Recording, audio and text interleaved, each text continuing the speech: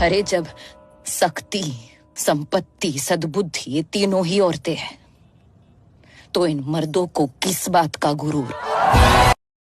छुपा के चली थी हंसी गोरी, हंसी थी 18 बरस की कवारी कली थी। दोस्तों आज आप लोग देखने वाले हैं मेरे साथ में शिवानी को, और साथ ही आप लोग देख रहे हैं यहाँ पर रवीना सिंह को। घूंघट में मुखड़ा छुपा के चली थी हंसी गोरी।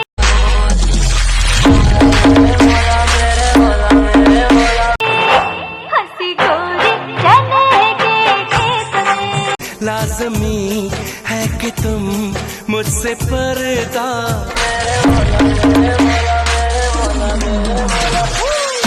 साथ ही आप लोग देखने वाले हैं यहाँ पर अवनी कारिस की ये प्यारी सी डांसिंग वीडियो।